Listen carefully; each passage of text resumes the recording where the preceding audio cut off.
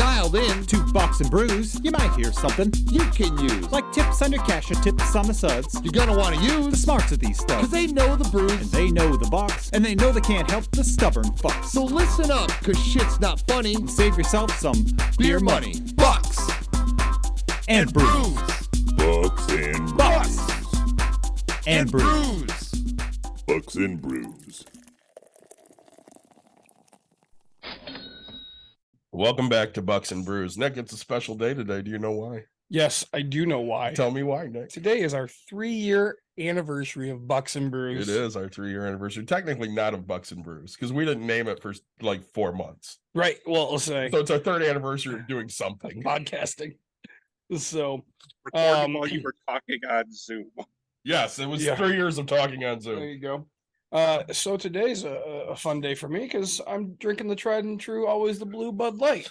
And you, my friend, sound horrible. I feel about the way I sound. I'm drinking Dr. Pepper tonight because I'm a little bit under the weather and my allergies are absolutely killing me. I'm literally plugged and my nose is running all at the same time. So I'm not going to be nearly as chipper as I normally am. Yeah. Today's episode, it's something we've been looking forward to for quite a while. I know that you and I both sit through presentations of timeshares. We do. They get discounts, so why not? You have to say something at the beginning of the episode. You know that, right? I say thank you guys for listening to us. As always, like, subscribe, share, tell your friends, tell your family. Again, today's episode is timeshares, which is a hot button for a lot of people. We're gonna find out how easy they're to get into and how hard they are to get out of. You're definitely going to do that. With- Mr. Michael, what are you drinking? Well, I'm starting with, even though I just broke one because it fell off my little makeshift table He's breaking for beer. my little outdoor setup, party. a Papaya Paradise Cider Boys, which is an apple papaya mango hard cider, Ooh, That sounds which, good. because of course it's a bottle, I opened with my patent pending trademarked Bucks and Brews bottle opener that can also hook to a keychain. there Yes, you go. good times there. Then I've got a sour that I'm going to have after from called Ordock Brewing, which is, I'll figure out where it's based. It must be somewhere in lakes in the Upper Peninsula because it's called Superior Sourced with the Lake Superior on it. Yep, Ordox It's is electric jelly blackberry kettle sour. Ooh, that sounds good. and they too. weren't they at the Beer and Donuts Festival? They might have been. Yeah. They're not far from yeah, they They're were. from up in Marquette. Yep, so they're not far from Black Rocks up there. Mm. So, which is really a good brewery too. So as you said, we have a special episode tonight. We have a guest. We love guest nights. Sonya, I believe it's McCullough. Am I right? Yep. Excellent. She's going to talk to us about her timeshare journey. Sonya, are you drinking anything? I am, but not like you guys. I'm drinking Crystal Light. There you Crystal go. Lemonade. There you Although go. you'd be a man after my husband's heart with your Dr. Pepper. But I had to stay on the easy stuff tonight because I think drinking with the way I feel would be a very bad idea. oh, Sonia, all right. Tell us a little bit about your experiences with timeshares. well, it came about when we decided to go down with my husband's parents down to Florida, to the Orlando area in the Kissimmee and that. And they took a camper and that's where they stayed at all. And so they said there was a park model that we could stay in.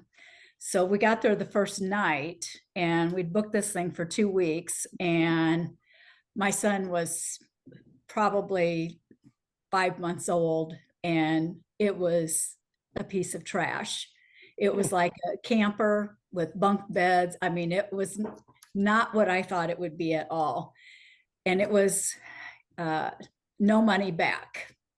And so I went up to the front office and I said, I cannot stay here.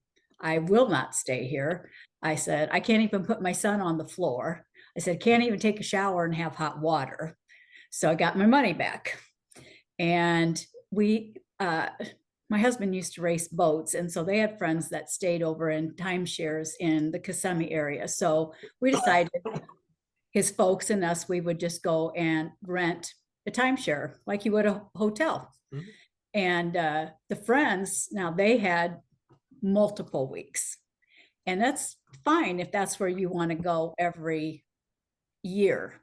And initially that was okay. So we were there, and we bought into it. We bought 2 weeks, hook, line, and sinker. I mean, it was because of course we had friends there, and they were telling us how wonderful it was and everything. And at the time, I think it was like $325 or something like that was going to be the fees for it every year. And I thought, you can't vacation for less than that, and I mean, we were less than 3 miles from Disney. So it was great. And it was good. It was good until it wasn't, the kids started getting older. We used it. We've been down to the Ozarks with it. We actually went down to Cancun and we used it with some friends. But every time, like Hawaii, that was a hard one to get into. Been to Wisconsin Dells with it.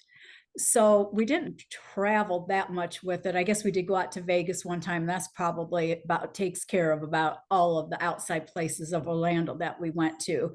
And we'd go down every other year. And but then the kids got busy with school and sports and stuff. And so we stopped going down as much. But we thought, you know what? Well, we can go other places, and so when we bought in at the time through RCI is the big one. And I don't know if I can name the resort. Yeah, of course. Right. So Orbit One is where we bought into. Okay. And for $8,000 a week. And this is only increases in value. It just only gets better and better, and we're thinking, we are here prime time. We are here weeks 12 and 13 or 11 and 12. And my in-laws had week 13. So we're like, we are spring break, 3 miles away from Disney. I mean, you got Universal Studios, how much better can it get? Mhm. So you had specific weeks set out for you in your contract. Yep. Okay. Yep. And if you wanted to go elsewhere, you have to buy their subscription to RCI, which is like a catalog of all of the places that are available to you. And at the time when we bought it, RCI did what they called red, white, and blue. And red being the most popular, white being next, and blue, of course, blue being probably less desirable. So Like time frames? Yeah. Or locations? Time frames, locations, everything. So we were the cream of the crop. Yep. Spring break period, 2 great weeks, close to everything. So we were red. We could go and we could trade for pretty much anything we wanted to trade for. And so, like I said, then that went off pretty well for a while, but then we kind of stopped using it, and they started they were switching to points. And so I'm like, I don't want to go to points. I've got, red, white, and blue. I'm not gonna go to points. And to get the points, of course, you had to invest more, like another like $15,000. And I'm like, absolutely not. Absolutely not. So that is the thing that if people, they get sucked into it, they tell them, well, if you can't get what you want right now, just invest in a little bit more and more points, and you can get the things that you want. And I refuse to go that route. And so what we started to see then over time was they started converting us to points, even though we didn't purchase into it. So they had a process that you could, in our case, like you could do what they call space bank your weeks. And that meant, you know what, I'm not going to go this year, so I'm going to space bank my week. I may use it another time. They let you space bank 2 weeks or 2 years prior to when you were supposed to use your weeks and 2 weeks after. So theoretically, you could accumulate, 4 weeks and go someplace or whatever. And so, and that's kind of basically what we did.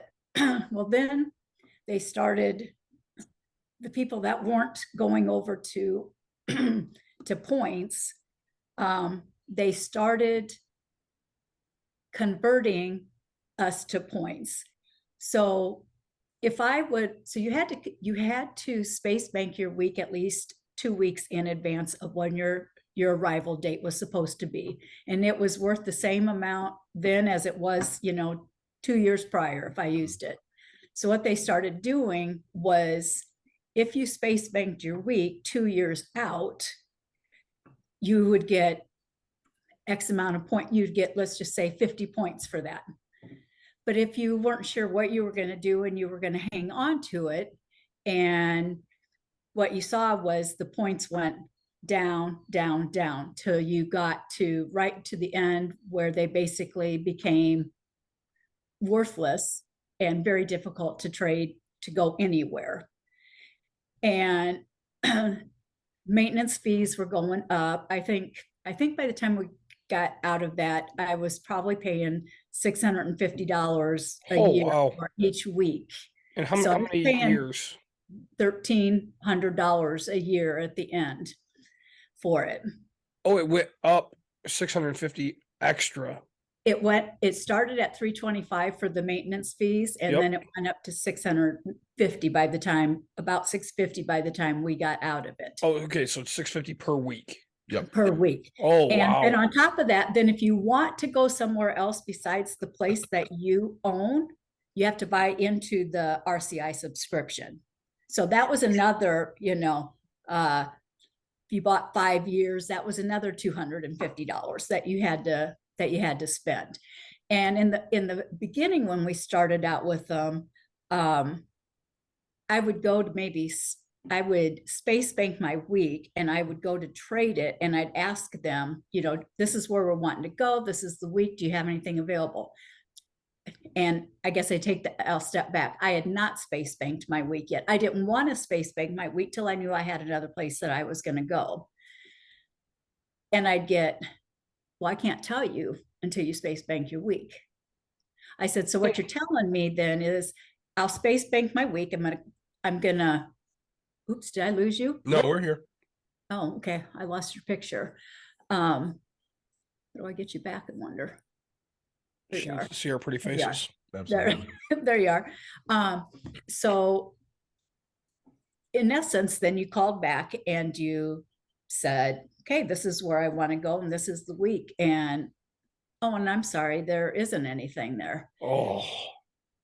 And that's what I told him before I hung up. I said, so really what you want me to do is you want me to space bank my week, call you back, have you tell me that there isn't anything, and then I'm stuck. That was major frustrating. And what was their answer when you said that?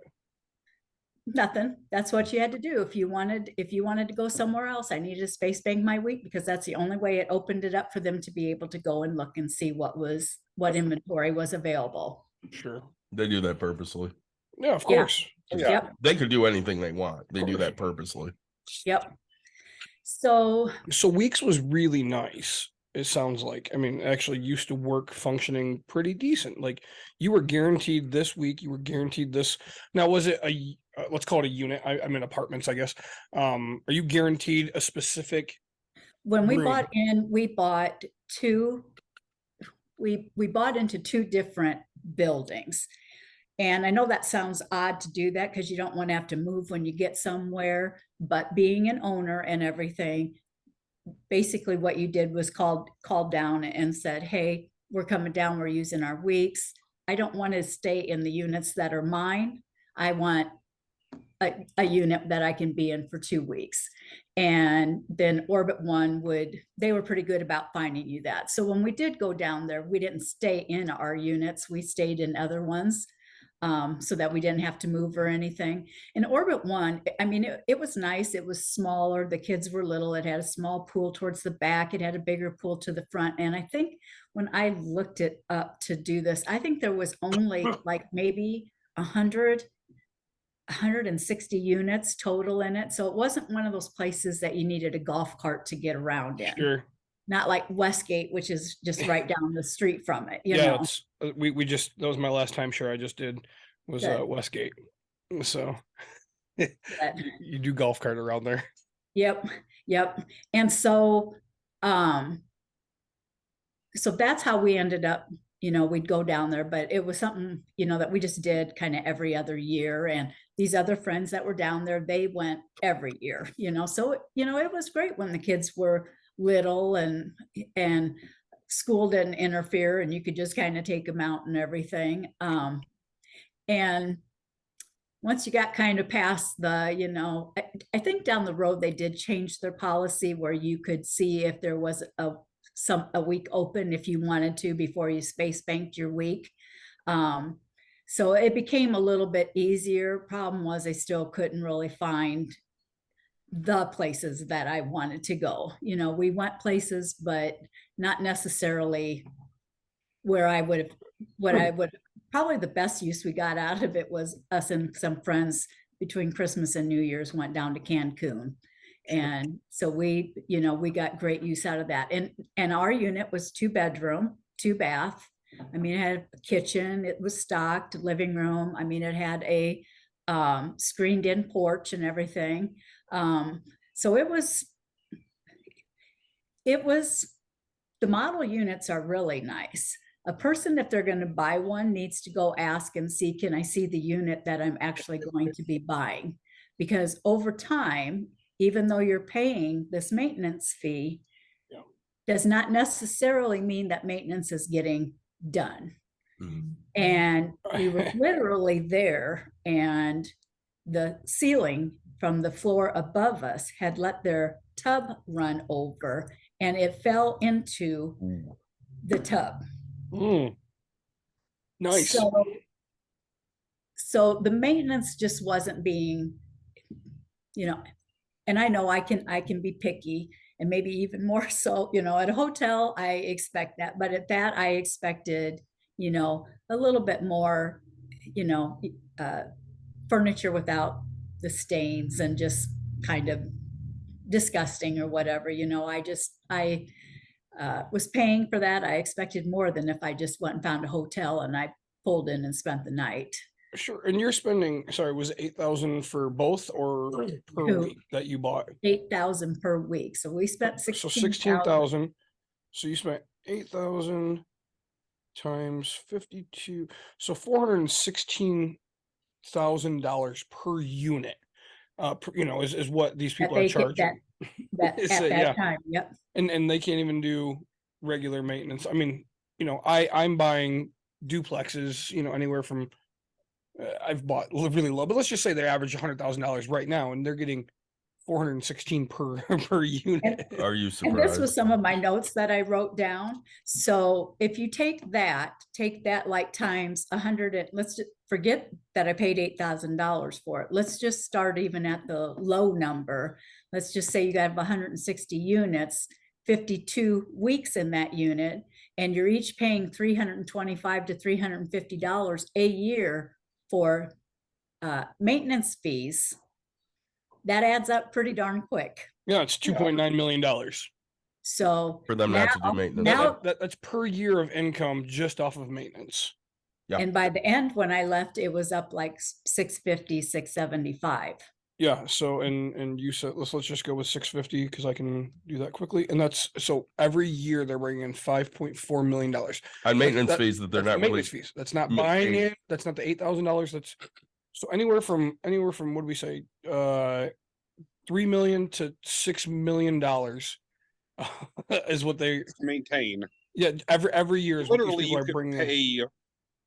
I mean, even if you were paying, you know, wages down and Wow. there, I I gotta mean, start a a timeshare. maintenance person's probably not going to make more than 50K. Well, I mean, some might, but let's just say 70. I don't care, right? You have a It's team still lead. like And, You and could literally Yeah, you're hire not paying this in a team wages. of like 100 maintenance workers. in the real estate field, right? You need two maintenance, or you need one maintenance person per every 80 units is the basic, right? You'll keep them busy, the work. So you need So you get two. on-site maintenance people there, and then you'll have, landscaping, which comes on a constant, but still, like, they're making hand over fist. So again, even if they this. spent $1 million on wages and actual maintenance, They're still they're profiting. still making almost $2 million on nothing. Yeah, that's insane. And apparently having, like, This is a racket. I get the tubs falling, because if somebody overflows their thing, there's nothing, you couldn't prevent that, right? But And unfortunately, they don't have the way that like a hotel could, because if somebody's saying you've got people who've bought into like having a week every week, you can't be like, okay, this unit is unavailable for the next 2 weeks while we fix up. Sure. That's So now I'd love to, do you know the rules and regulations of timeshares? Such as. Sorry, so if they have 160 units, they're allowed to sell, I'm assuming, all 160 for 52 weeks. Can they sell more than that?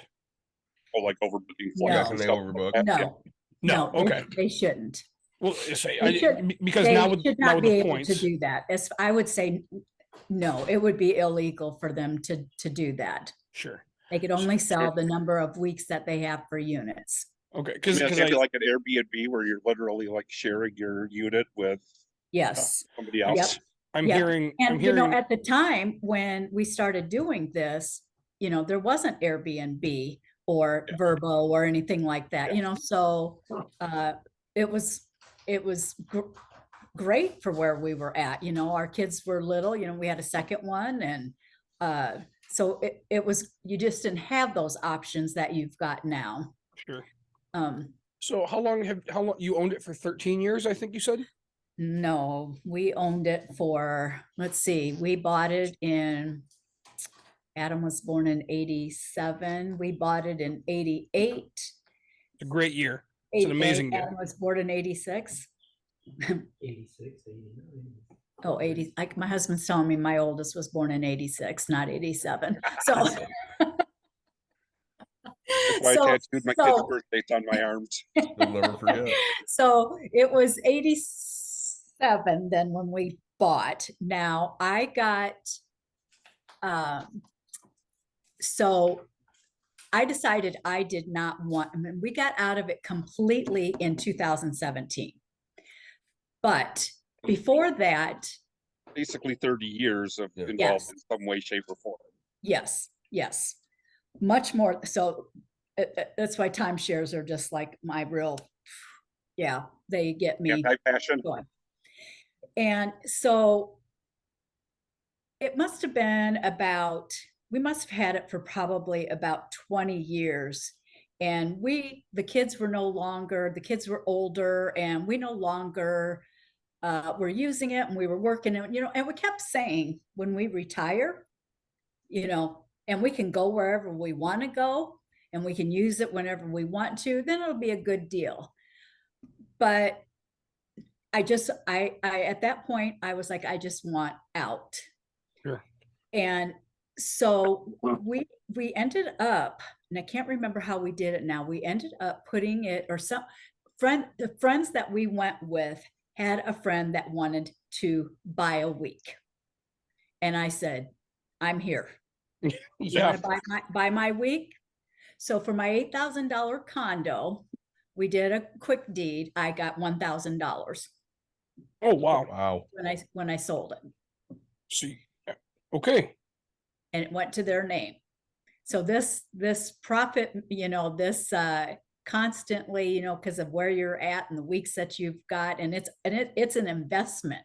Timeshares, they're an investment. They just get better and better. Sure.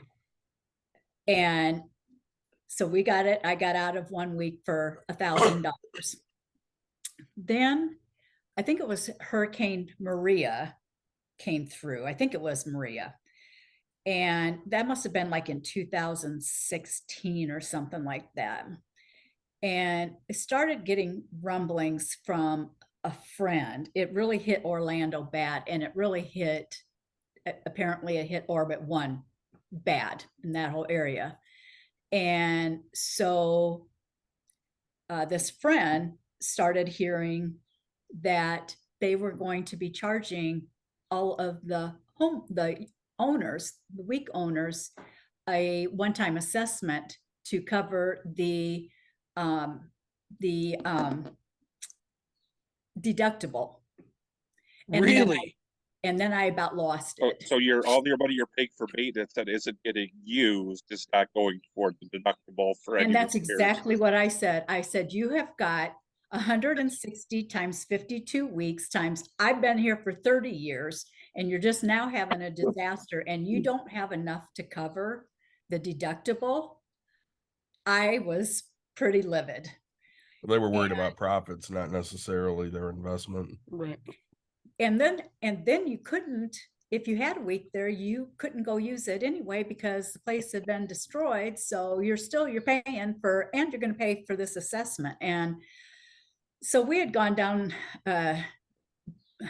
went down to Arizona in 2017. We kind of did Christmas in Thanksgiving. And as we were driving out, I'm like, I'm done. And my husband kept saying, well, maybe we'll use it. Maybe we'll use it once we're retired. And I'm like, I'm done.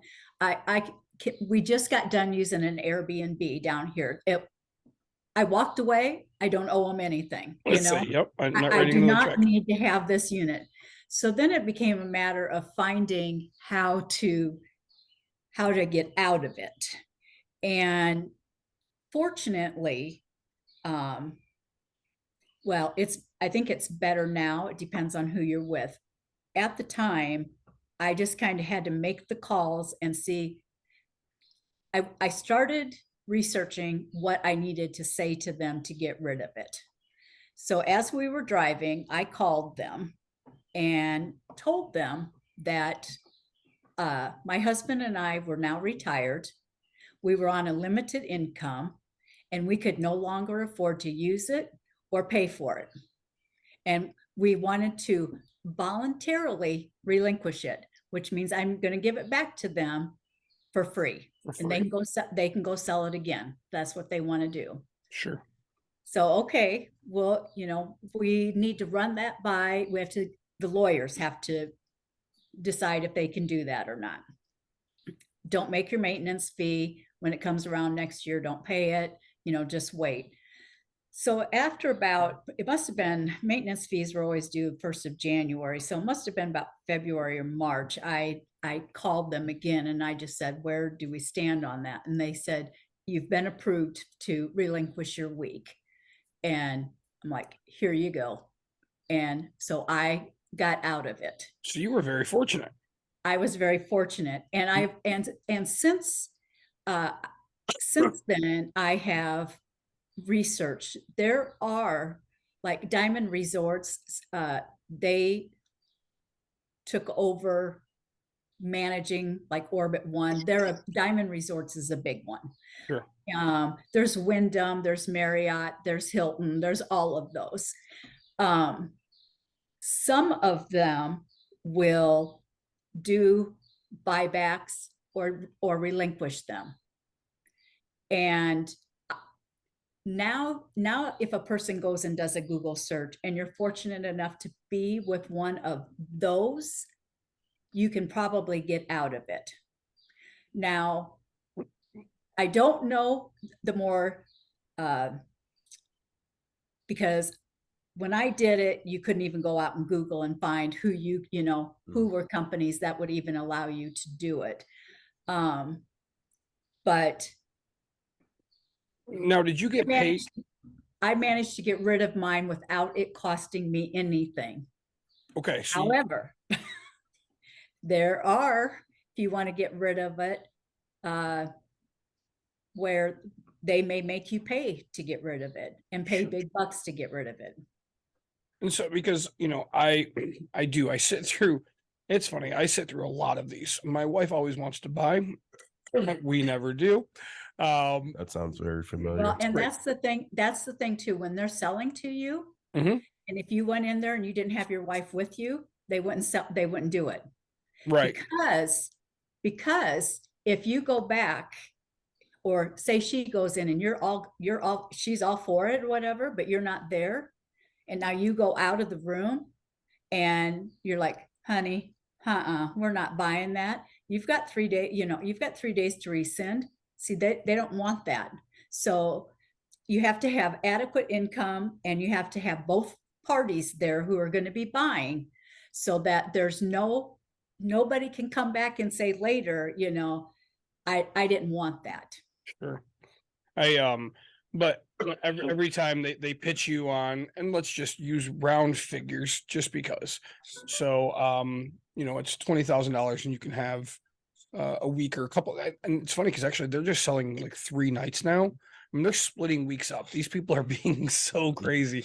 They're, hey, you can have 3 Well, nights. and let me tell you, you can go if you want to those same places and treat it like a hotel and find it online and get a place just like that. Oh yeah, so my trip to Florida this year, we spent $87 per person round trip for our flights, which was a cheaper airline. That's fine.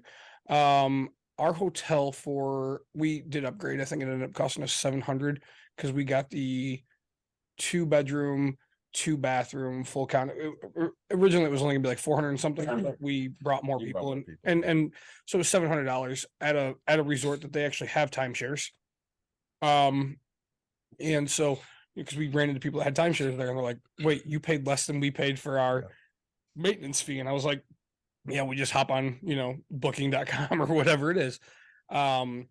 But so at the end so it's $20,000, they'll offer you that. And then they'll go, oh, well, if that's not good, I'll do it for 16. I'll do it for 10.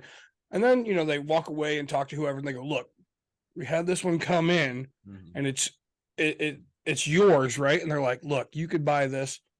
No thrills, no anything, and we'll just sell it to you for 10 grand. Granted, you paid 8 grand for it. You gave it back to them for free, and they resold it for another 10K with the maintenance, right, or more, right? But so whatever the original starting is, it's always like half price or a quarter of the price, whatever it might be, and you can just go buy in.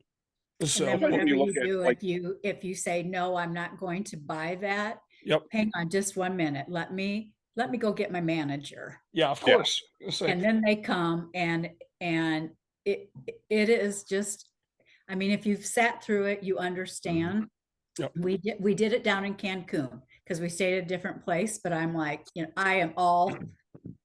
I think I can't remember what free we were going to get, and I am like, there's no way you'll be able to pitch me anything that, because I hate this so much. Yeah.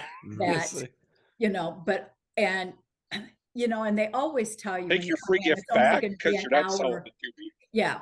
And it's just an hour or two, it's just an hour to come in. Never here. is. Now, by the time you're done, it's 4 hours, 5 hours by the time you get out. And we nuts. did one in Mexico as well for, it was really, so we had 2 gifts. We had one where we had an amazing time on the gifts that they gave us. And I think those were $150 tickets a piece. So $300 value. And then at the end of it, you were supposed to have an all-inclusive at their resort, which was a beautiful, we stay at the poorest resort. And then this was a fantastic resort, but we got done at like 2:30 and we had to be out of the resort by 5. So we had like 2.5 hours. I can get drunk in 2.5 hours off really high end alcohol, but, we were told it was supposed to be an hour-and-a-half presentation. And in Mexico, I didn't feel as comfortable setting a timer, just saying, hey, my time is done. Right. But so we kind of got played in that sense of things. But so you remember the motorhome? Sorry, and the time doesn't start until you get started selling the pitch, because they always bring you in, they fill your belly. Yep. They hey, come have breakfast, come do this, come. Or now we can officially start. You remember motorhome? Yeah. So my aunt could go to Arizona. Yeah. So we got a free weekend. Sure. It was a timeshare. Oh yeah, the Sam Good. And I'm not a camper. I'd camp every night in my house because I pay a lot of money for my house, and that's the only damn camping I'm doing. Yeah. So they bring us in, at the end of the thing, and they set us down and they give us their pitch. Blue green, yeah. Yeah, and the guy looks at me and he goes, so what do you think? I said, camping's stupid. I'm not camping. And he goes, but you bought a motorhome.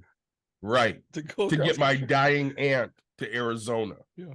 She is almost dead now when we didn't get to Arizona. So this fucking thing's got to go. Yeah, you made it 6 hours. And he goes, there's no changing your mind, is there? I said, nope. He goes, you got to stay here for 15 minutes. I'm like, that's fine. Deal. No, and I just sat there for 15 minutes, talked. 15 minutes was up. They took us back to the stupid motorhome, and I got rid of that thing a year later. That's what we did in Florida. We literally, and like I walked in, we ate breakfast, and I was like, no, hurry up, guys. Don't go take forever on breakfast. Like, we're Yeah. leaving in this time. The guy's like, what? And I was like, you have an hour and a half? We actually have a park we have to get to. And he's like, well, I have to show you this. And he's like, I won't waste your time. And I was like, great. And you're done. And he's like, well, I have to finish this. Let me get your stuff. And it takes 15 minutes to walk Yeah. back. You know, I get my SeaWorld Aquatica tickets for, free. And, Yeah. So it was worth it. We saved, $500 actually on that one presentation. So I was pretty happy about it. And I'm gonna guess when, well, and I don't know, but I'm gonna guess when you went and did these presentations, you're going into a little room and you're going into a room where there are multiple salesmen and multiple people at tables sitting down, Oh yeah. trying to sell in a big gigantic room, the spiel to Yep. everybody Yep. that, And- so. And when a place just opens up, that's when it's amazing to me that they are still selling, that people are still buying Oh, timeshares. really? It amazes you. It does, and because they are worse than buying a car. I mean, 100%. because obviously, I managed to get rid of mine for $1,000 and I thought I was lucky. The second week I gave it away. But Yep. if you want to go buy a timeshare, I think there's a site called Tug or whatever, Yep. that you can go there. You can go to eBay. You can buy a timeshare for a week for $1. Yeah, I say we almost So- bought into one because I could bought it for I think $1 or $10, and it was for the camping one Yeah. because we like to camp. Yeah. So Yeah, but is your And now idea of that there's- camping more like now my that idea of camping, more like his idea of camping? what'd you I say? mean, Nick likes to camp. Oh, okay. Like, Like he me. takes a pop up and camps. Yeah, I say, That's not camping. yeah, I say Mike wants to be Mike no wants to no detach. electric Yeah. and yeah. Literally, like I got an entire shelf that's all just like 6 tents and a bunch of sleeping bags. Camp. I'm a camp tonight in my house in my nice warm bed. But so yeah, you got rid of your second. Now I've kind of heard through David's communication with you, you're trying to get rid of another one. Yes. Say, please walk us through that. So and I don't understand why they bought it, and my mom and dad went to Hilton Head with some friends Yep. that could afford it. And they thought, this is great. Only thing is that they got a week in February in Hilton Head. So, they don't golf. They don't, so they bought a week. And when I heard it, I was like, oh, and they've been in it for 20 years. Okay, so they've been in a while. Yeah. And they bought on the points system. And it worked for them for a while until and they used it. Problem was that they had a dog, so you have to find the right places that'll let you take a dog with you, and just finding something that you can use. Well, my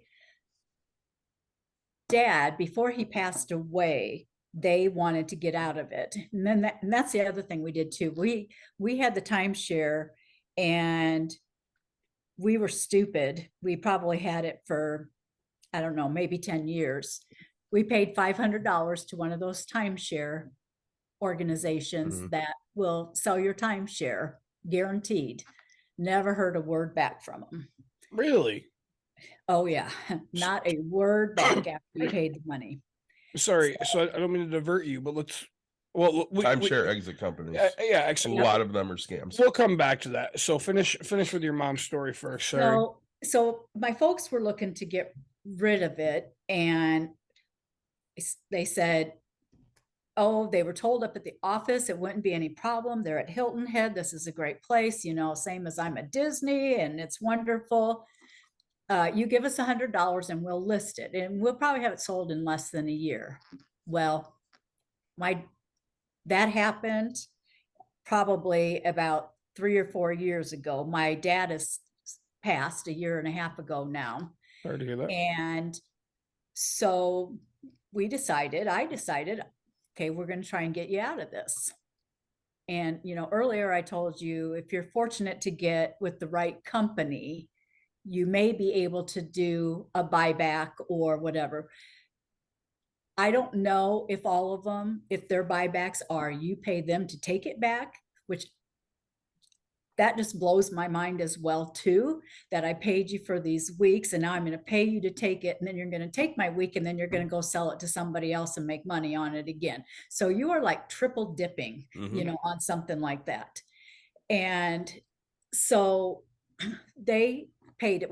So I called and tried to get her out of it. I got to the highest level management, I guess, that I could get to. And I explained to them that my father had passed away, that my mother was 86 years old, that she could no longer travel. She was on a fixed income, basically the same thing I said when I tried to get out of ours. Sorry, you can't get out of it. I'm like, there has to be a way to get out of it. Nope. And I said, so what happens when a person dies? What happens to the timeshare? It gets deeded to you. The family gets it. Yep. He said, family doesn't want it. And they said, it's no different than your house. And I wish I would have thought to say, but you know what? My house is worth something. This timeshare is not worth anything.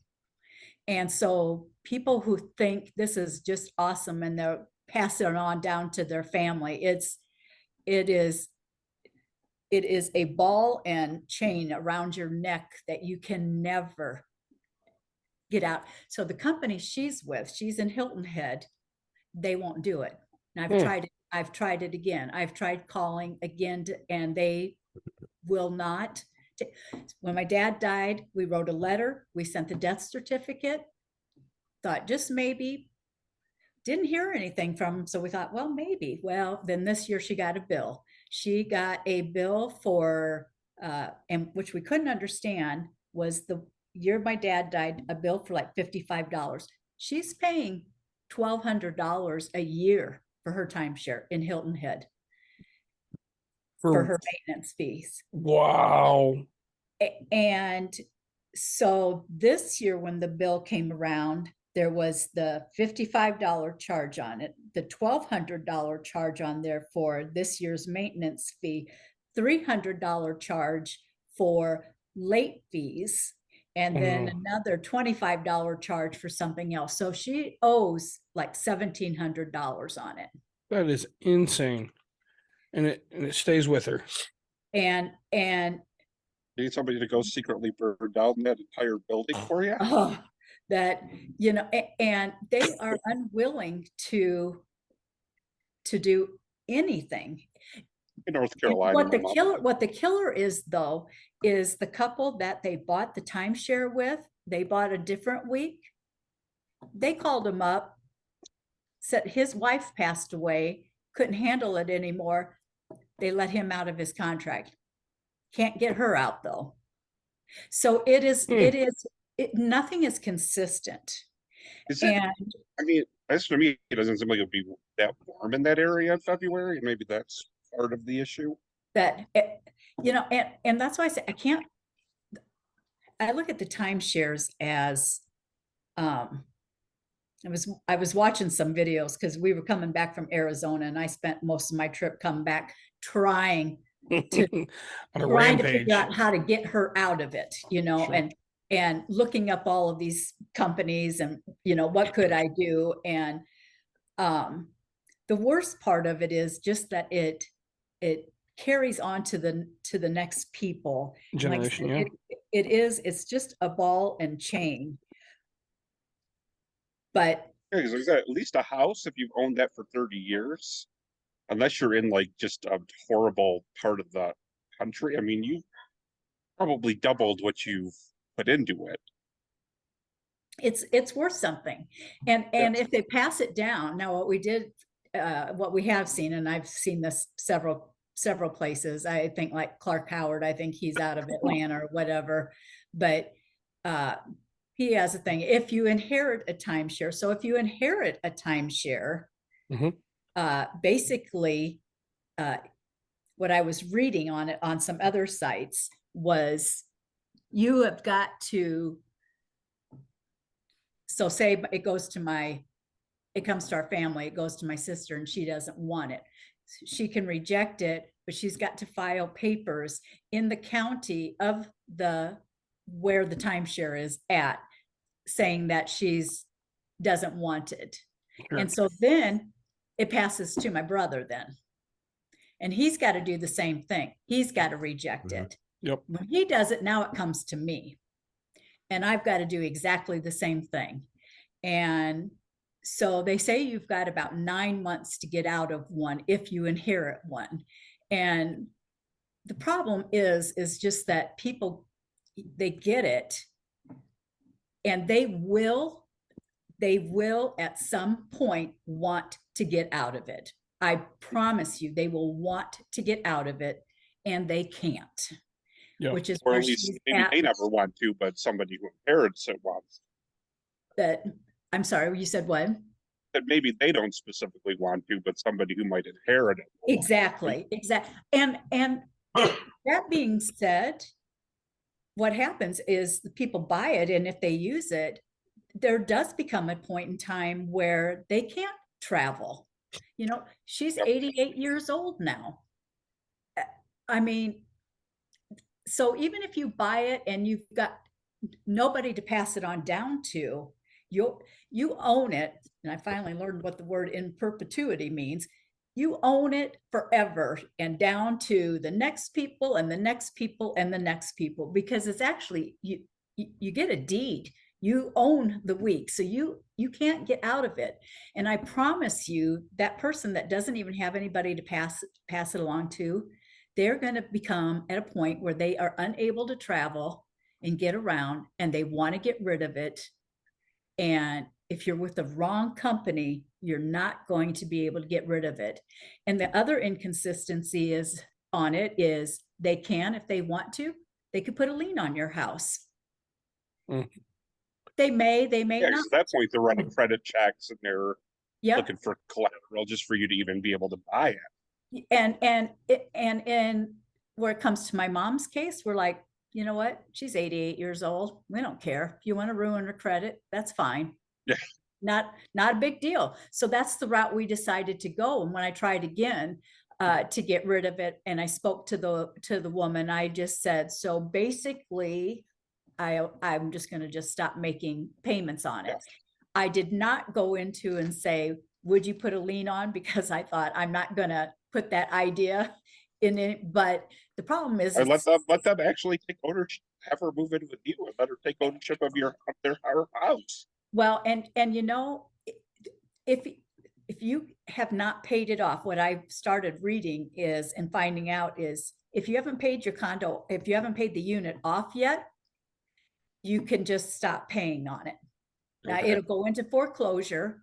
It will probably affect your credit, but you will be out of it. And in 10 years, your credit will be back, instead of being with a timeshare for 40 years. And now, so she's 88 years old now. She's not going to be going traveling unless somebody goes with her. And that's not going to happen because we want out of it. So I promise you, anybody who gets a timeshare as they age, they're going to want out of it. Yeah. And they will probably not be able to get out. Sure. Have you tried to Airbnb? Because, you know, in the sales techniques right now, it's like, hey, you can Airbnb your week, or you can do all this. Have you guys tried doing that? No. No. The problem is if you're trying to get rid of it, and especially with the nobody 9 can months, be in it during the time you Hold on, Mike. you have to not use it. You can't. So That's why we just kind of stopped paying the maintenance fee and are not doing it. I'm like, you don't use it, you don't book anything, you don't call them, nothing. We no contact whatsoever. And we'll just see how long this plays out for, you know. And if I could say that for 100% certainty that they'd put a lien on her house or whatever, then maybe we would try something else. But it's hit or miss. It's like their friends got out of theirs. And my sister wrote him a letter and he's like, oh, we just went and contacted him and told him that we just couldn't handle it anymore. And we got out. And I'm like, my dad has passed away. You know, she's 86 years old at the time and she's not going to use it. Nope, sorry. It's yours and it's yours forever. So there's no consistency whatsoever with how you're handled. So, and I said for the amount of money that we owe now on it, the $1,700, which, and next year will be another $1,200 on top of that. I'd rather pay a lawyer and try and get out of it. But I think we're just biding our time. We're just going to see if, will they put a lien on the house and on her house. And then if they do, then we will probably be forced to deal with it at that time. But So nothing I can say can be taken as legal advice because I'm not a lawyer. But in my opinion, I would make sure mom has everything in her name beneficiary to somebody, you know, any accounts that she has. That way, upon her death, it immediately goes to all of you. well, and it is all that way. Good. In fact, I said I would pay a lawyer if it would work. She just updated her will recently. I would pay a lawyer the $1,700 to create a trust and leave the timeshare out of it. And then there wouldn't be anything that they could do. I would spend the money to do that before Well, It's better in that case, because at least, you know, that $1,700 is all you're spending. You're not going to get another Exactly. bill in another year for another 1,200 to maybe even at that point more than 12, maybe Oh. than even the 1,700. I mean, it may be Yep. a $2,000 bill next year. Oh, Well, yeah. you know, Well, it'll be more than that because it's 1,700 and add 1,200 plus probably another $300 late fee on it and, you know, whatever. So you'll be looking at, you know, well over almost $4,000 probably by next year. well, what happens when, you know, whenever mom passes away, hopefully many years from now, is they'll foreclose on it and they can go after the estate to pay anything they lose on the timeshare.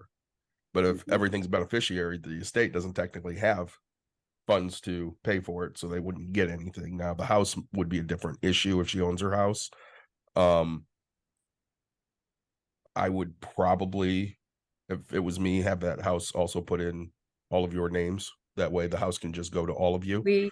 That was a discussion that we had, but she's very sensitive to that. And that is, And I don't, at that point, that would be the very, very last resort. well, I know for like, Because I mentioned that doing that. I know with my mother's house that I'm on the deed and my aunt before she passed away is on the deed. So that if anything happened to my mother, it passed to my aunt and me. Now, my aunt ended up passing away first and everything she had was beneficiaried, including her, you know, her houses weren't solely in her name. And when Capital One, for example, wanted to be paid $850 for her cremation because I put it on her Capital One card, you know, before she passed. I basically wrote a letter saying, this is what the estate has, and it wasn't anything. And they said, all right, well, we're just going to forgive this because it wasn't worth them for $850. Now, a timeshare probably is going to say it's worth it. Sure. But I mean, there are ways to get around this. And again, not legal advice because I'm not a lawyer, but there are ways that you can, I don't want to say manipulate, but kind of, you know, steer things into your benefit. Yeah. And it's a touchy subject with where my mom is concerned because I was telling somebody else about this because we were dealing with it on our way back to Arizona. And That's exactly what I've got another couple of friends, and that's exactly their, first thing she said was to do that, and so I mentioned it, but I told my kids, I said, you know what, I'm gonna put everything in y'all's name. So but we're out of that stuff. And now my husband's brother, he continues to keep buying them, but they are going to the same place every year. He's I'm not sure what he's paying per week or, for maintenance fees for them. I just told my husband, I said, you just make sure you tell him that we are not interested in inheriting that. But I promise that at some point in time, a person is going to want to get out of it. Even if they've enjoyed it for 50 years, there's going to come a point in time in their life that they just can't do it anymore. And they're going to want to get out of it. And I think it sucks that you've got to necessarily, I mean, I was reading of some people paying, $4,500 to the company to buy back their timeshare. And I refuse to do that too. So and like I said, you've got Airbnb and you've got Verbo now. You don't need a timeshare. Yeah. And I think like with the stories you've told, like if the first story you told about the Orlando-based ones didn't scare people enough, the one about your mom should like make them like rutted like power under a rock every time that you just hear the word timeshare. Now say that again. You were kind of I said the first story you told was bad, but I mean the one with your like somebody's like, okay, well I understand that, but it's probably not as bad as but what you said about your mom, the Hilton Head one, should just like anybody who's like hearing the word timeshare should just like run away scared. Literally. Absolutely. Absolutely. Yes. They should just run. Absolutely. And she's with Hilton Head, and unfortunately they're not one of the companies that do that. I asked, do you have a bereavement department?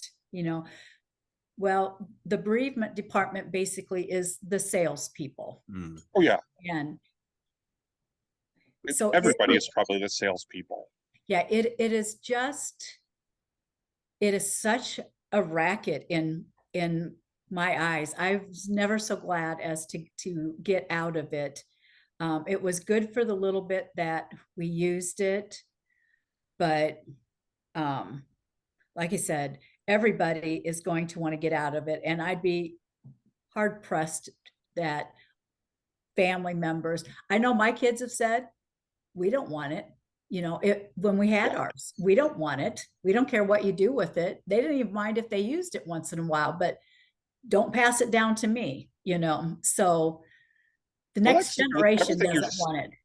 Yeah. With everything you're saying, it almost sounds like, I mean, I don't think that industry would ever revamp, but like if somebody wanted to like literally like buy a property in like a very well vacationed area, feel like, and just do it like, you know what, we're doing this, it's gonna be kind of like a timeshare, but you're only locked in for, you could do that, you could pay a little more and only get 3 years, or you can pay a little less and get 6 years, and then you're given an out when you finally realize, okay, yeah, this would be really good for me and my family for the next 6 years, and then I am not put into it anymore. Kind of like when you rent an apartment or rent a business location or something like that, because you're basically saying this is going to work really well for me for the next 5 years, but then I get still priority over it if in 5 years I want to re-up for another 5, or I could say, okay, it's only good for me for another year or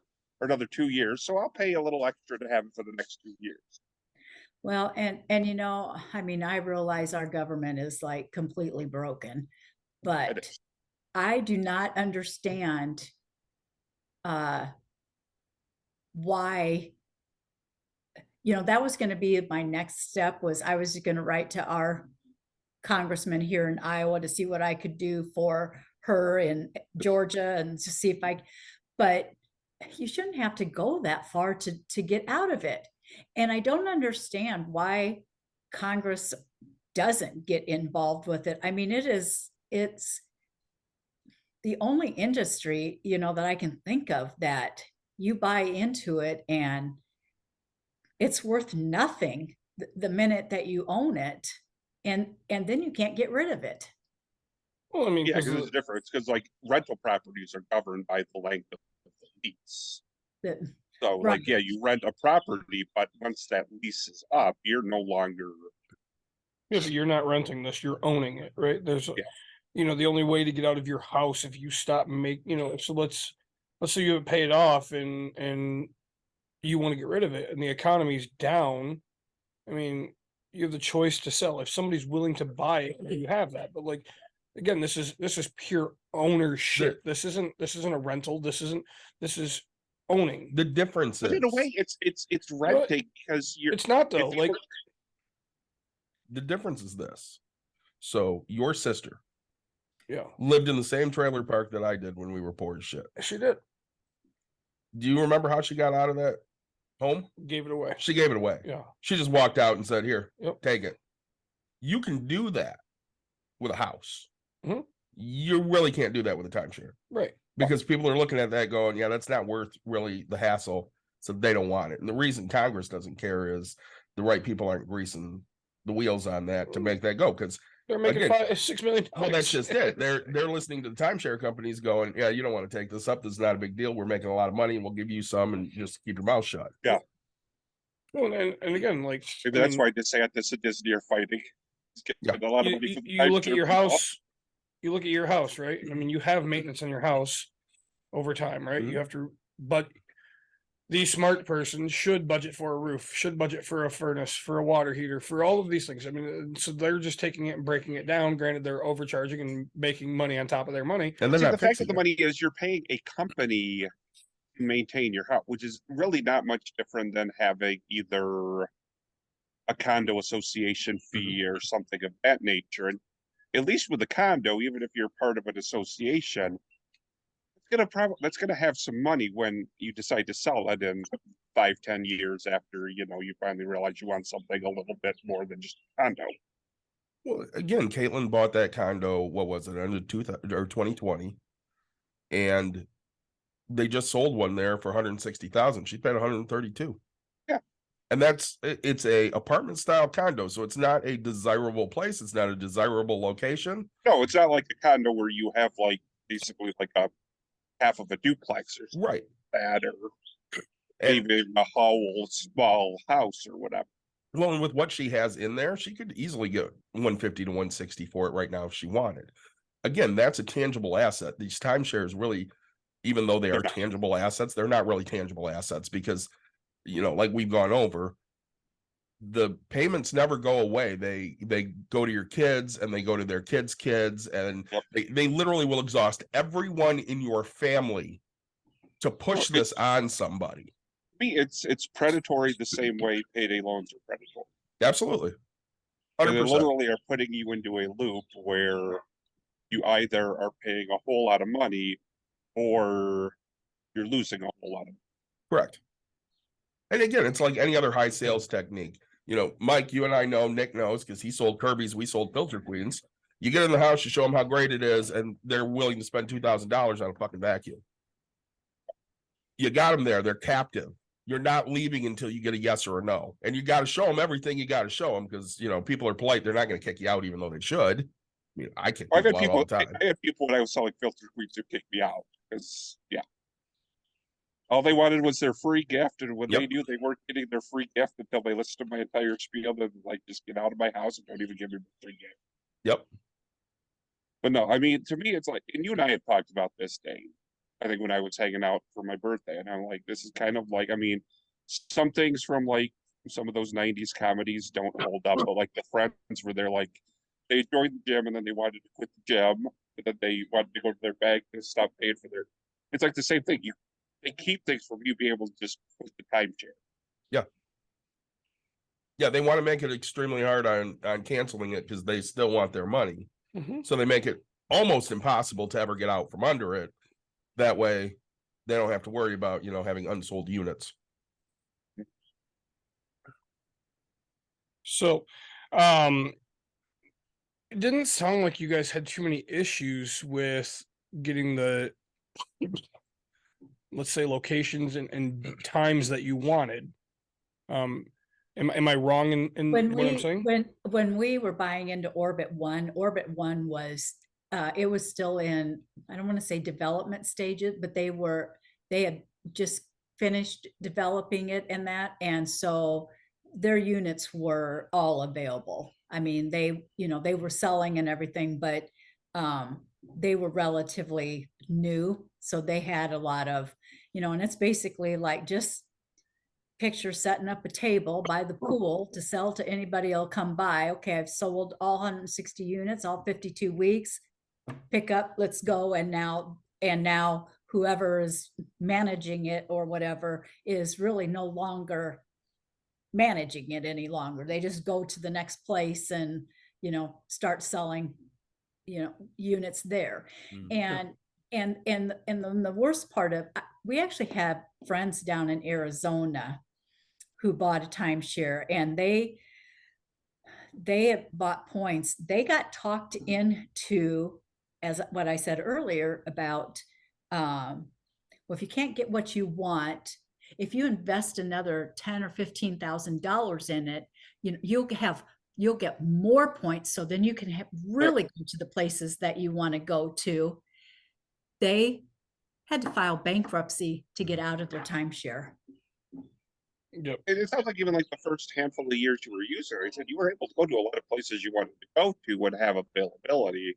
It's Yeah. just at a point. When I went to cancel it, or when I tried to get out of it, and they kept trying to talk me into, are you sure you don't want to use it? You've got, you can go anywhere. And I said, no, I really can't go anywhere. So I live in Iowa. I said, what you offer me is Clear Lake, Iowa in January. I said, or you offer me Texas and Arizona in August. Yeah. And I don't want to do either of those at those times, I mean, so that's part of it. But, these friends that, I mean, actually they had filed bankruptcy because, but they went in there, they convinced them, just throw some more money at it and it will be better. You'll have more. And it just didn't happen. You could go to Branson, Missouri every year, because it's what, half day's drive away probably from somewhere in Iowa. Yep. But who wants to do that every year? My aunt. Well, yes, your aunt. Peggy's mom. So I think when somebody hears the word timeshare, they just need to run. And if you've got no willpower, and I can't even say we didn't have willpower, because we went into it willingly. We had friends there, and circumstances were such that, I wasn't going to stay where we were at. And, oh, this is perfect. 2-bedroom, 2-bath, with kids, and this is perfect. So we willingly signed on the lines. There wasn't any sales promotion done to us, but, we've, in some of our travels, well, the Cancun one, we did it, and so I was already fully aware of, what went on. There was no way that I was going to be sold it, but the tactics and stuff that they use is just, and I started reading some of things of what other people were talking about, trying to, the salesmen tell them that, I promise you'll be able to go wherever you want when you want to use it. And then when they try and do it, they can't. But spend a little bit more money, and then you'll be able to do it. And so they flat out.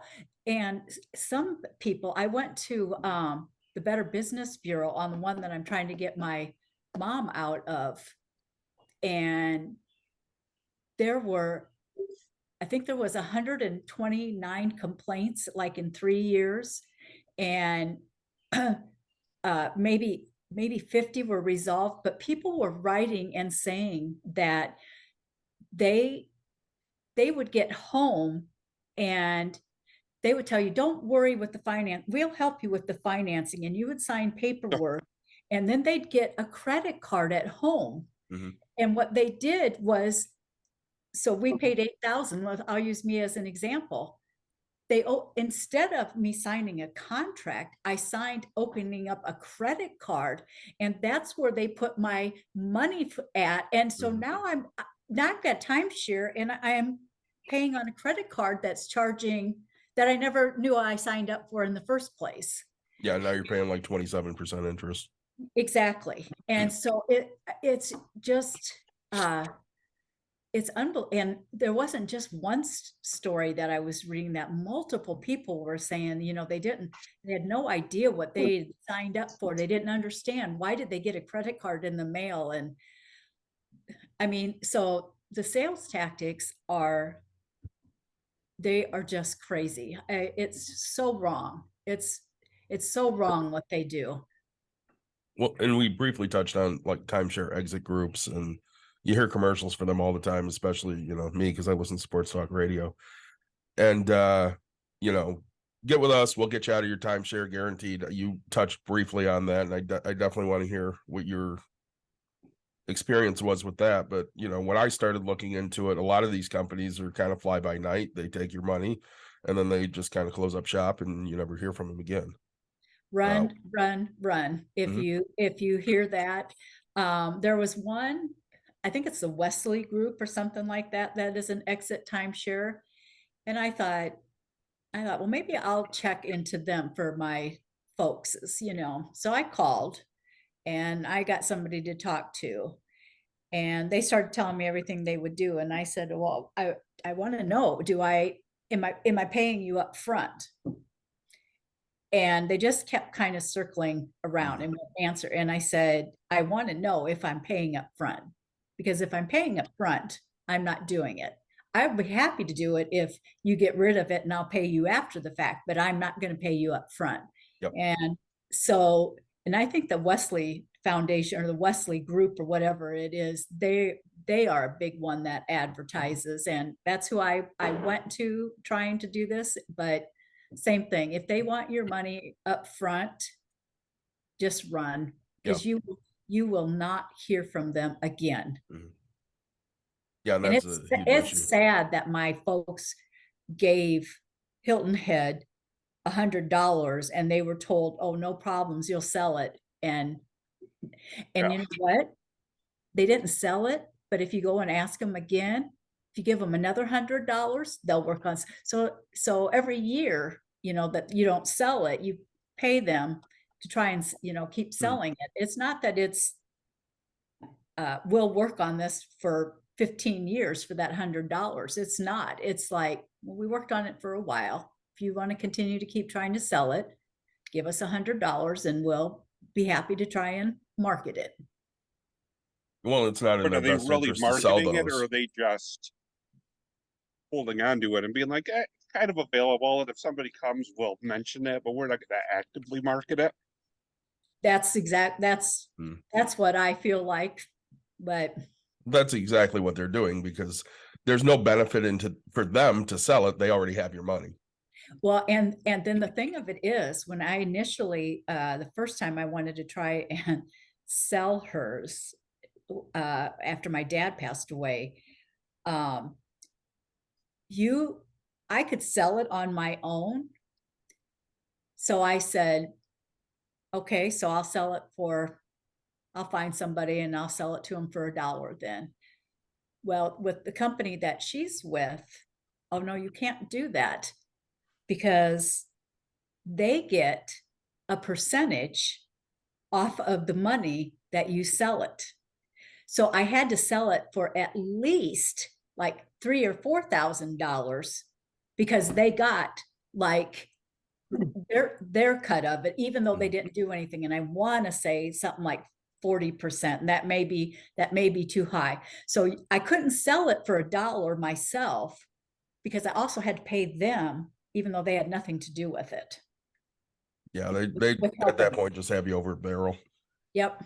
And so it's just, I lost it when I was on that one. And that's why we're just willing, we said 88 years old. Yeah. She's not going out to buy a new house or a new car. We don't care. Right. I say the only problem is, if your mom makes it to, 100, that's 12 years times the 2,000. I mean, that's $24,000 that you'll end up owing them over time. Uh, Depending Yep. on what the estate has. Let's say, right. Yeah. So it's all a matter of if they can get it or not. But now, let's say it sounds like, so now you used it every other year, but you still had to pay maintenance fees every year for it. How did that work? So you can just automatically have it taken out of your checking account. It works really easy. You just you get your bill every first of the year and you pay it. And in our case, like the years that we weren't going, I would space bank it early, and then then I could, if we wanted to go somewhere place else, then we could kind of do that. But then, like I said, then they started switching us over and making it, because we wouldn't switch to points, they basically did it for us and said, okay, if you space bank it, 2 years prior, we'll give you 50 points for it. But if you wait until 2 weeks before, we'll give you 10 points for it.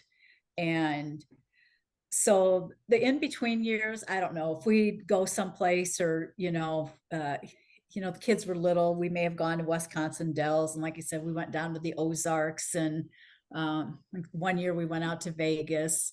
But by that time the kids were older, and we were never using it, and then it becomes one of those, oh my God, I've got my weeks space banked and I'm paying for this, I might as well, and then you pay for the catalog to switch to go to another timeshare other than your own. Now, if you're going to go to the place that you own, you don't have to buy into the RCI magazine.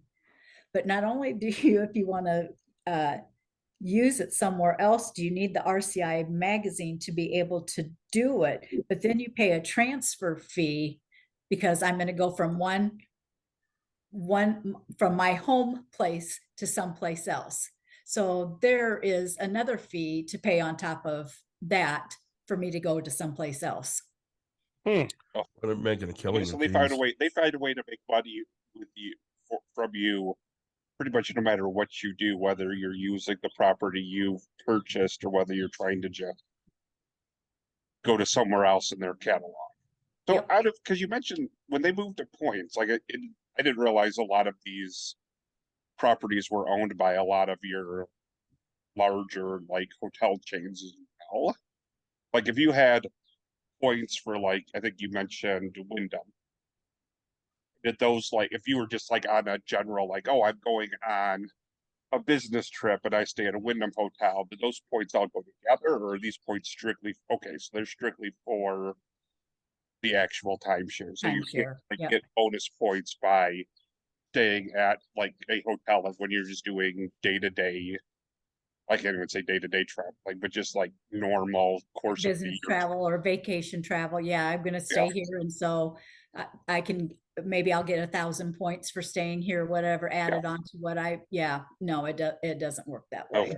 So when you switched to points, did you lose your weeks? Well, we never switched to points. Okay. So we never lost our weeks. I refused to pay money to switch it over to weeks. So that's when what they did for the people that weren't subscribing to that, where they took our weeks and said, where if I want to go, if let's just say like in the year 1990, I know I'm gonna go down there, so I don't need to space bank it.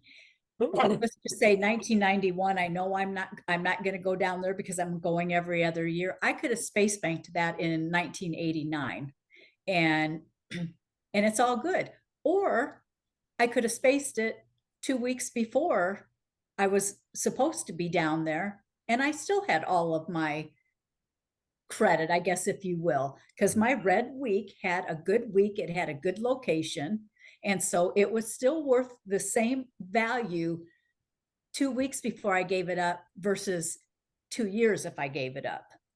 But what they did by forcing points on people who wouldn't, so I never went with points. What happened is, if I didn't space bank my week 2 years out in advance, and I decided to wait 2 weeks before I should have used it, I went from, let's just say, my points being worth $50 or 50 points to down maybe to 8 points.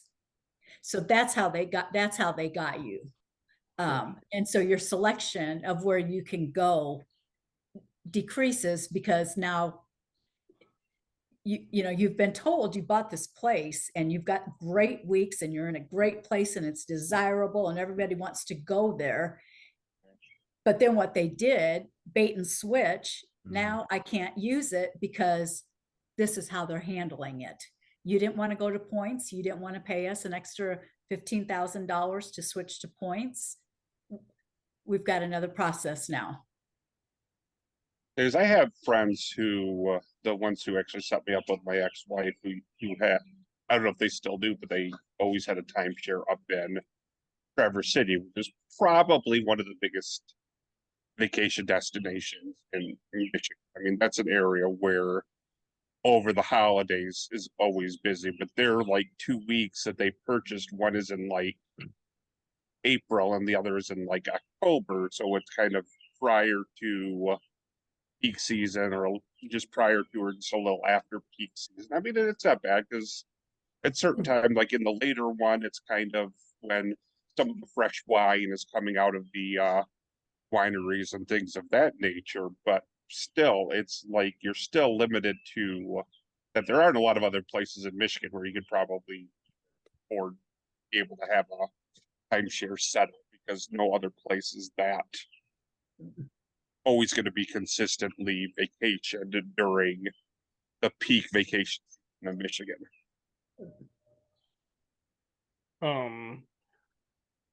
Now my confusion, I guess, sorry, I just kind of want to go back to it. So the people you sold to, do they still own it? The one that you sold for $1,000? As far as I know, I don't know. We never kept in touch. Oh, As- okay. as far as Sorry, I I thought they know. were friends of yours. Well, they were friends of the friends. So, Okay. and of course, then we went to try and sell my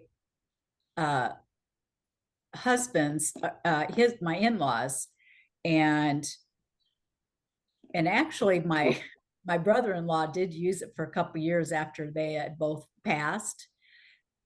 But who Orbit One, and they were changed hands to Diamond Resorts, that became the management company. He used it, and then maybe once or twice, and then when he decided he didn't want it anymore, he sent in a death certificate, and then basically he was done and out of it. So I want to say there are some that they've just started, that nothing like that was out when I started, initially when I was trying to do it. But now you go out and you look, and there are a number of companies that they do have programs where you can either buy back programs or relinquish your week. And who we were with, Diamond Resorts, they happen to be one of them. And there's a number of them, but unfortunately my mom is not with one of those. And so it's just a battle. But it sounds like, but they could still like revamp that entire system and make it work. Because like I said, you seemed happy with it the first handful of years you were using it, because hey, you were going there, and other than Right. having to pay a little extra to be able to say, okay, I want to be in Wisconsin Dells these 2 weeks instead of in Orlando these 2 weeks. And initially we did, we went to the same place. I mean, his folks retired and they went down to Florida. And so, that was, and then my husband's friends were down there. And so it was a great, it was good. It was a small place, and not big. And friends that we've got that are down there, they still continue to go. It just,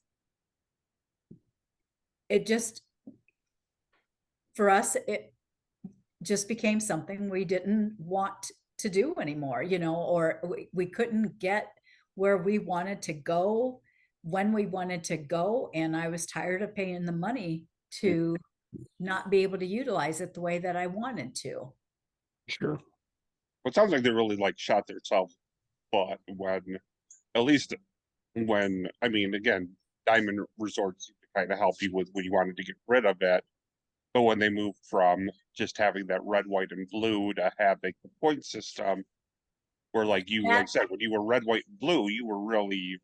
Yes, and then we really got screwed. Yeah, I feel like we really got screwed over by that, because that made our weeks basically useless to us. And I would say, wouldn't you say, out of the last 30 years, we didn't use it for 15 years. We paid. I would be willing to bet we went nowhere, did not use it for probably 15 years. We just paid and paid and paid. And between all the payments, that ends up being probably close to $200,000. And that's, you can take a pretty dang nice vacation for, I can take a pretty darn nice vacation for $2,000. Yeah. Yep. And so that really became kind of the thorn in my side, was we weren't using it. Then when these friends knew of somebody who wanted one, and and rightly, I should feel awful for it. And you'll read people, they'll be like, unless you can sell it to somebody else and then, do to them exactly what it is that you're not wanting to, to get done. But, they bought it. Now, when we did try to sell my husband's parents, the person we were going to sell it to was the son of all of these friends. And he wouldn't give more than like $1 for it. And the problem is you're getting into these, I think timeshares will start going away over the next handful of years. I think as the baby boomers and the Gen Xers can no longer afford that stuff, because I really do believe the younger generations don't want to be stuck into something where they feel like they have to do the same thing every year. They would I want to go to, but that's what, or a certain time they have to take a vacation. I think a lot of I think you're the exact same, but you've got the perfect mentality. Like you've got I want to do what I want to do when I want to do it. yeah. But you say, when you say that, you have to understand that, yes, when you talk about it, right, it sounds like it's easier than it is, right? But when you're there, right, and you have your kid and you're day 2 of your vacation and you're absolutely loving it, you're not at your job, and they look at you and go, hey, don't you want to have generational memories with your kid? And you could sit here and for the rest of your life, you could enjoy this, right? Think about the memories you're going to make with your kid. Going to places where, but you're not understanding, like tucked into a timeshare, they're Airbnb or they're Verboing or they're hitting hostels or something like that. You're absolutely missing What half of the sucker in, right? You want to go to Disney? Well, this is it. Disney's $160. What if I can get you tickets for $20? This is what it is. They find people that can't normally afford to vacation and definitely can't afford to own a timeshare. And they go, here, I'm going to give you all of this great stuff for free. You just have to sit with me for 2 hours. Yep. And then and I think you go into it thinking, I'm not going to buy. Yep, but you know always. what? I'm going to get the free tickets. And that's what it is. I can go in there. I'm not going to buy. I'm going to be strong. Cause I saw this when we were in Cancun and we were in there and they set us down, and I'm like, by that time I was well-versed in timeshares. There, you couldn't talk to me into anything at that point, but that's exactly the problem, is just that they offer you these rewards to go if you just give me an hour or 2 of your time, and then you get in there and it is such high pressure sales. It's unbelievable. It is just the sales. And if either of you've sat through it, then it's And Well, it you doesn't won't- even have to be if you won't- pressure. It just Yeah, if has you to won't be. buy, if you won't buy, hang on just 1 minute, maybe my manager can do something better for you, he might be able to offer you a better price, and again,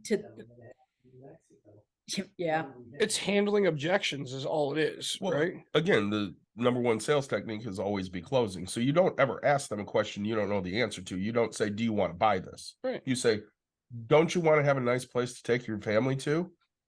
Don't you want to be able to provide for them the things that you weren't provided as a But even then, Nick, youngster? you're sitting there talking about lifetime memories with like your kids. A lot of these younger generations aren't having a lot of kids. Okay, so then great.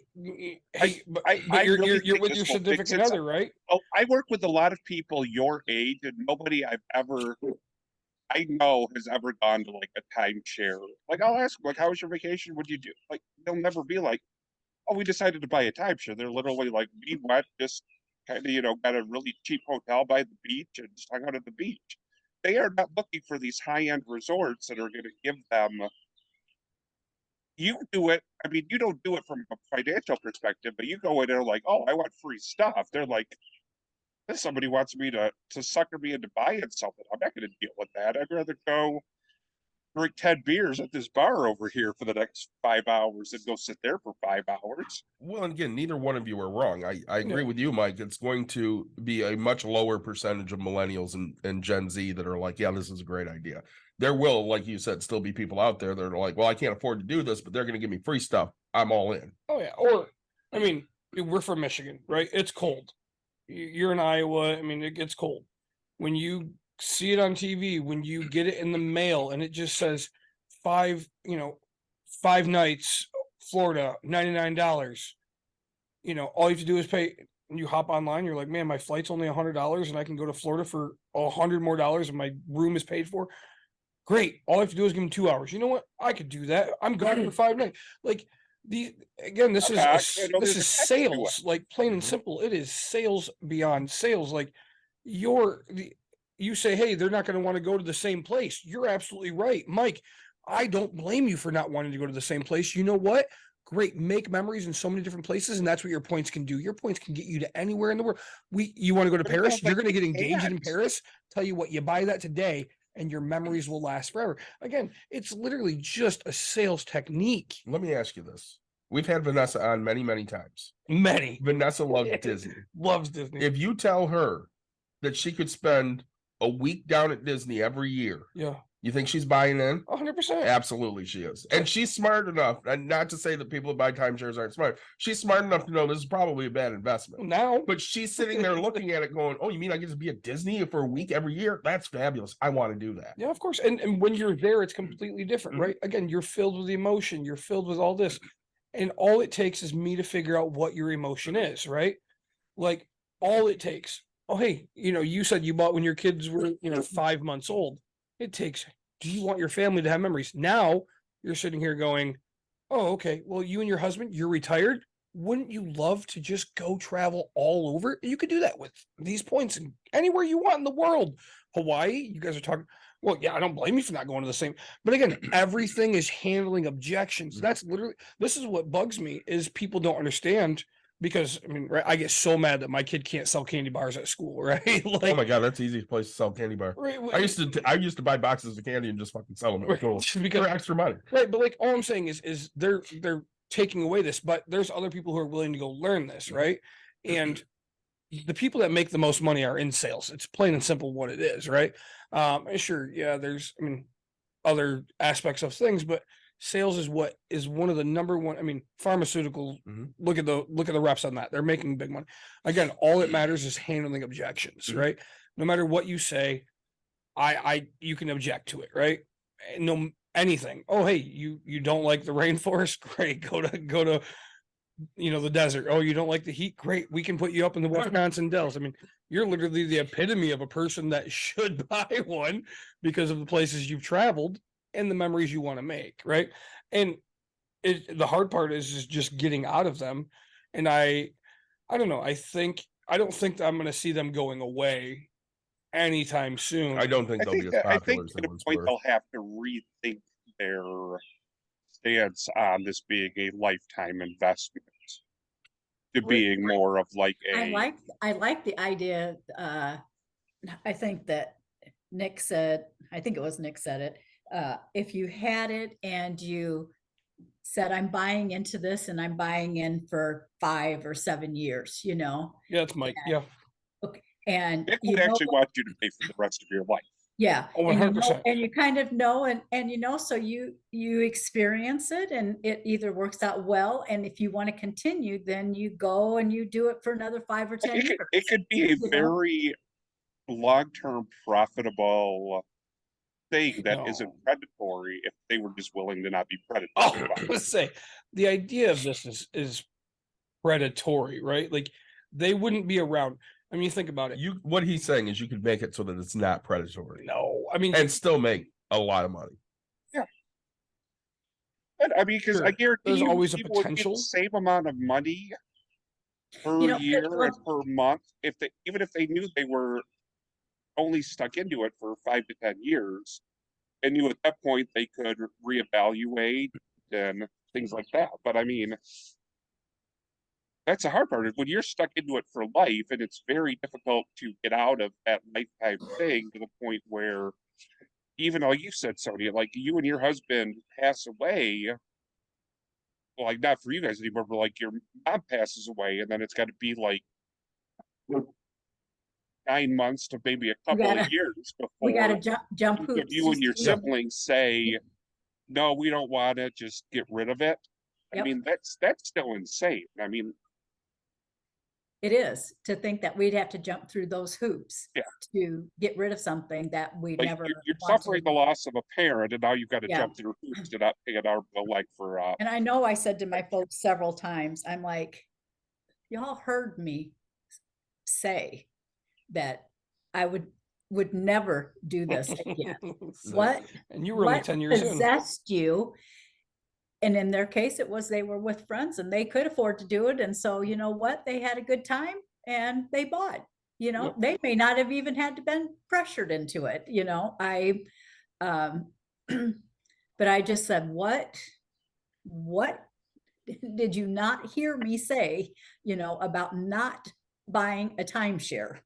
And that's the I reason would why, tell- like, you know, rental properties and stuff. I mean, you may be able to do more than just a 1-year lease, but even then, they realize, hey, you may want to move to a house, or something may happen where you have a kid and a 2-bedroom doesn't work for you anymore, and you need something bigger. And I mean, that's why they're limited to what they offer, because they realize things change. And unfortunately, the timeshare system doesn't do that. Okay, The problem is it's expensive. Even if you go and say you're going to go buy one with the intention of I'm going to travel all over the place or whatever. Yeah. I mean, okay, so I'll go to eBay and I'll buy a week, you know, I'll go buy a week for $1 or whatever, but they deed that over to you, and that dollars just become your monthly maintenance fee, you know, or your yearly maintenance fee now that you've got to pay. And on top of that, I paid $1 for it, but you know what? I may not get to go where it is I want to go. Yeah. Because maybe the timeshare I bought for that $1 really isn't all that, you know, that doesn't trade up that much or whatever, or isn't worth that many points or whatever. So you buy into it for cheap and thinking I'm going to use it for travel, and then find out you can't use it and that's what I was reading a lot on the Better Business Bureau. The one company is just all of the people who had, you know, they'd been told they could go travel somewhere else, or for a little bit more money, you get more points, and then you can for sure go to those places you want to go. Well, that's why I think like the idea of the weeks is nice. You're guaranteed where points. I mean, you're not guaranteed your week. You're not Right. guaranteed, you know, you don't have, hey, oh, we already filled it up with people who are traveling. We're doing all this type of thing. And so that's why I think new ones keep popping up so they can sell more. And granted, nobody's going to go to the one in the middle of the desert, let's just say, but hey, we have a timeshare. Buy into this one. So I want to jump on the rental thing for a minute because Mike brought it up. Yeah. So not you, because again, you're not the normal landlord. Mhm. Most landlords, would you say they do a year lease because they want the ability to up the rent in a year? Um, the answer is going to be yes, Right. right? And I think yes, right. The answer is yes. Hey, we're going to do that. But What's your now, lease? now you look at mine's all month to month. Exactly. And how often do you raise your rents? Once every few years. Yeah, It's, exactly. but you know, when you look at big corporation aspects, so let's go into sorry, I know we're tangenting, but you go into a triple net lease, a Walgreens. Walgreens doesn't own any of their buildings, right? So then they go in and they say, hey, we'll sign a 15-year lease with you. Every 5 years, we're gonna re-up and you're getting an extra 1-2% interest on top of this. And you know, your maintenance fees, triple net means you're covering everything, right? So Walgreens is still responsible for it. They just happen to be renting the building.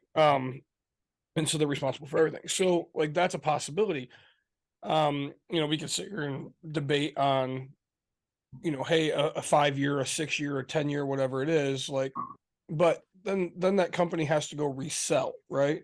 You know, and when you look at it, when you guarantee that you're getting income for the rest of your life off of something versus I'm only getting this guaranteed money for 10 years, people are going to be wise enough to go on and go, hey, at $600, you're right. I did find a week at this exact same resort for, you know, $500 for the, you know, sure, I paid 50 extra bucks, but I'm not locked into anything. These people are counting on people not using it. They're Right. counting on, you know, hey, free money. I mean, really what it is, right? You're giving me maintenance money and never using it. So, and, you know, I don't think that you're the minority. You know, I think you're the majority when you say, hey, I didn't use it for the past 10-15 years of it. I think there's so many people out there not using it and it's just not worth their time. Somebody brought it up before, gym memberships. Right. How many people sign up for a gym membership and don't go? And never cancel it, right? I mean, They just keep For- paying. right. I have my membership right now. I haven't used But it. at think it's least like- at least you can get out of a gym membership. Yes. But more Right. people like you, like Sonya, like you said, none of your kids were ever showing interest in taking over your. No, they enjoyed it. And honestly, they, you know, we loaned weeks to them for them to just so that they could be used. And they, you know, they loved that. Yeah. But they don't love the idea of owning it. You know, it's great to take mom and dad's week, you know, and I'm going to take all my friends and we're going to go do this and whatever. And I think you'll see more of that. They'll be looking for things but- like that, being like, oh, hey, if I get on this website, I can have this property that's literally a 3-minute, you know, tram ride or whatever. you know, Disney, and that's and- great. We still had it. Now we got grandkids, you know, and I think, oh, it'd been awesome. You know, we could have taken the kids to go there. I mean, it was so convenient. The kids were little. We go to Disney. They got tired. We left at 2 PM. We came back, swam a little bit, took naps, and we went back that evening. You know, I mean, that's basically, I mean, when I took a trip down to Disney, and this would have been 8 years ago now, because it was just kind of about a year before my divorce. It was the same thing. It was basically what Verbo was before it was Verbo. We rented a house in the Kissimmee area. It was the same thing. Like, we took the kids, we did Disney until they were basically tired. Usually either my brother was there with his wife and their older kids, or, you know, just they're kind of around. So if the older of the kids wanted you know, hang out till, you know, 4-5 o'clock in the afternoon, and, you know, but then when the youngest ones got tired, it was like literally, yeah, we went back to that house and we swam and we, you know, and the nice part about that, it was a house. I mean, it was a big house. So literally like 15 of us were in this house together, all with, you know, separate beds, but it was nice to have a patio to grill on and a pool to swim in and a deck to hang out and drink in, you know. And that's kind of the only problem about these ones, especially if they're more like apartment complexes. You're sharing that pool with everybody who's there. Mhm. Like I'd much rather do a Verbo style thing because And, and I think, now that we've got grandkids, and oh, wouldn't that just be awesome? We could go down, there'd be a place to stay. But then in my head, I'm like, there are so many more options than just having to stay at a timeshare. Mhm. I can get a VRBO, and when my son got married, my family came. We got a VRBO, up in Minnesota, and we had, just like kind of what you said, probably 15 of us staying in the house. And at the end of the day, I walked away from it, and that was it. And I gave them a good review so the next person might want to rent it. And I owed nothing else on it. I did the same thing for my brother's 50th birthday when we were down in the Gatlinburg, Tennessee area. It was literally like 20 of us in one gigantic cabin, but it was literally family and a couple of my brother's really close friends. So people we wanted to hang out with the entire time. Yep. I kind of think the same way, like we boated and camped a lot, and we sold our boat and stuff. And we've got some friends that have got one, and I'm like, I like it so much better. I just go get on the boat, I get off, because you have a boat that's working when you put it away, and I guarantee you pull it out in the spring and something is wrong.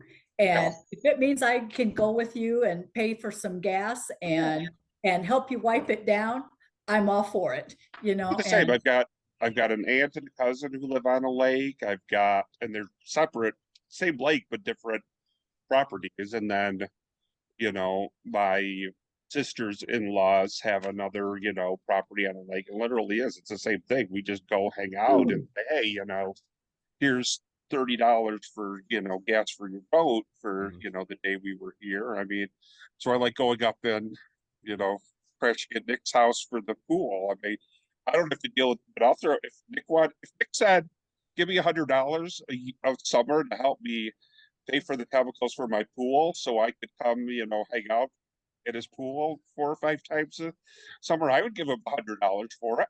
There's your new money making idea. That's what I'm thinking. No, I said they have pool rental things. I know. I gotta get on that app. So, Sonya, anything else that you want to tell us that we didn't hit on, that you'd care to share with everybody? I can't really think of anything. I just Good. think if anybody, is considering a timeshare, there are so many more options out there, and they need to run. Don't even, we talked about getting tickets to go to Disney, that, otherwise they cost you this much. I got to a point where when we'd hear it, I'd rather pay the $500 for the tickets than have to go and listen to their spiel. I mean, because it was just that pushy. Yeah.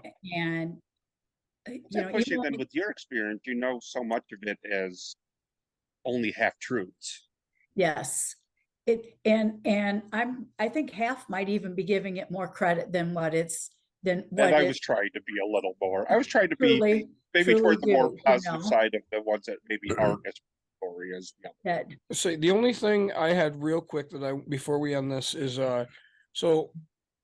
how much did your maintenance fees go up every year? Do you have any idea? Did they go up every year, or was it just random? That was the other thing I had to ask. They went up every year. It was, we had it for 30 years. So we went from starting at $325 per week. And I think we ended up somewhere around the $650, $675. So not, but it was guaranteed it went up every year. Yeah, it pretty much went up every year. Okay. And then, like I said, on top of that, then if you want to go anyplace else, you've got to buy the RCI catalog, and then you've got to pay the transfer fee because you're going to go to someplace else other than your own. There is just all of that money that you're paying, even if you say, I want to keep going back to the same place every year. I mean, I look at my mom and she's paying $1,200 for hers. And you know what? We can get an Airbnb in Hilton Head in February, probably for $600 or less, because the weather's not great. And to your point, have a place that's more where we're all together in one place versus, being spread out. So I feel like we were probably relatively lucky with the fees not going up as much. But, if she had 2 weeks, she'd be paying $2,400 a year. So, and she gets a full week.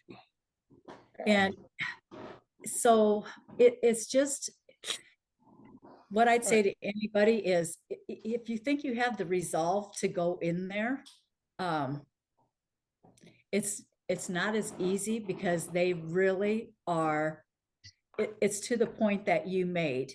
Don't you want to form memories? Don't you want to do, I can't afford to do this, but just think of what a great time you'll have here. And you can do this every year. You can have the whole family come down, and they play to that, and you get sucked into it.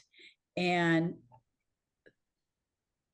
again, you make this decision and you think you've done such a good thing. You've got 3 days to get out of it.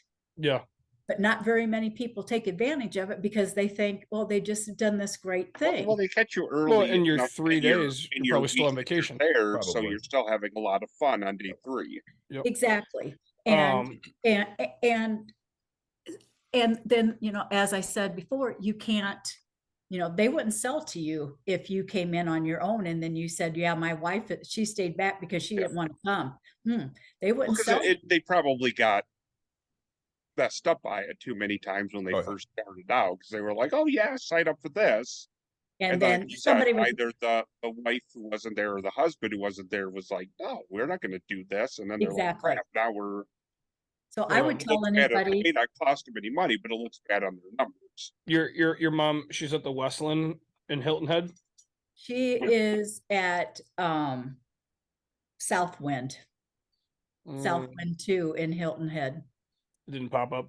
I say, but I just did a quick Google search, and for from Sunday to Sunday, 7 days or 8 days technically, 7 nights, 137 a night, which equals $959. So it's still cheaper to book direct than it is to actually do it that way. Yeah. So I would just tell anybody, don't do it, because I don't care if it sounds like it's the best thing at the moment. At some point in time, you are going to want to get out of it. And I think there is more opportunities if you're with the right company. That being said, I didn't pay anything to get out of mine, but I don't know if these companies, yeah, we'll take it back, but you have to pay us to do that. As more and more companies learn that they can do that, they may not, like, you may only have the five best rated companies that are still going to be like, yeah, we'll let you out for basically either free of charge or a very limited, like, oh, just because, the $100 that we would charge you to try to sell it, to be out of it. In a lot of cases, they may let you out of it, but your maintenance fees and all those costs have all got to be up to date. And so if you're with a company and they do have a program that you can get out of it, and it doesn't cost you additional money to get out of it, then maybe it's the thing, but you really need to do your research. But I would tell anybody not to do it. Don't use the companies that tell you that they can sell it for you, because they won't. They will take your money and you'll end up with nothing. There's too many options out there that were not there when we started doing it. And it just kills me to think that, my mom is 88 years old and my dad is dead, and they don't give a rat's ass about it. and Yeah. and she's not using it, and they're wanting her money, and they don't care, and it's something is wrong if you can, if you nobody uses it and they're still getting money, it means they're getting like, Yes. Dave and his wife own a small business, and early on when they were starting, when they didn't have a lot of inventory, it was literally like, hey, a no-show, great. We just got paid and we didn't have to use any of our inventory for it. Yeah. I just think they hold you over a barrel, and the sales tactics in doing it are so awful. What they do, the lying and all of that, and telling you that, and then to compound that with then trying to upsell it when you can't use it the way that they promised you that you could use it, and then you try and get out and you can't get out of it. I would just tell somebody, I'd tell anybody who was interested in a timeshare to run. And I've got another girl that I worked with. They go up to northern Iowa every year. There's a group of them. They go up there every year. They use the same week and they have a great time, big party, whatever. I promise you, there will be a time. Neither of her children, they don't live near here. There will be a time they won't want it, and they may not be able to get out of it. Yep. So, say noted. Don't buy a timeshare. Don't buy a timeshare. If you got nothing else out of me, just don't buy a timeshare. But say I have to give a shout out to Anheuser-Busch and Bud Light. Thanks for another fun couple drinks. David, I enjoyed my Dr. Pepper. David over here is drinking Dr. Pepper, Marty. I enjoyed my ciders and my sours. Oh, I really want to say I want to give a shout out to my outdoor setup. I'm trying to set it up maybe where next week is from my backyard, but in the short term, I went with my front yard because I had better access to my electrical outlets. There you go. Well, I know I'm gonna go home and pass out. Say I'm in. Hit it. Everybody, like, subscribe, share, tell your friends, tell your family. Sonya, thanks so much for joining us, and we appreciate your knowledge. And you know how I found you guys, or found this is my drive back from Arizona, trying to get my mom out of her timeshare. I decided to go to Reddit, and because my son's always talking about it, and you guys had that in there, and I'm like, my son's like, are you sure about that, Mom? You sure you want to do that? And I am like, I hate timeshares so much that I would be happy to be on. We appreciate it. APC, but the one that doesn't cost you any money. What does your son do? Does he have something that would fit for Bucks and Brews? That would, what'd you say? That would fit for a Bucks and Brews episode. I don't think that he would. Or even just talking about like how he budgets, they do anything like ideas for future investments, Well, he I don't know. I'll have to say something to him. He works at Microsoft. He kind of does his own kind of investing and stuff like that, and gets kind of into that stuff. But so Sonya, stay with us real quick. Say everybody that's still with us, have a great night. Yep, we'll be back next week with something. We don't know what yet. Yeah, say if you're feeling better. Thanks for joining.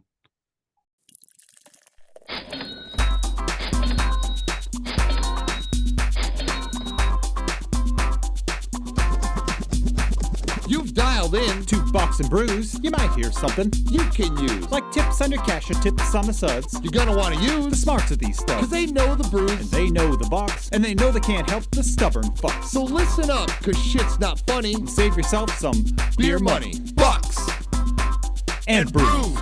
Bucks and Bucks and brews. Bucks and Brews.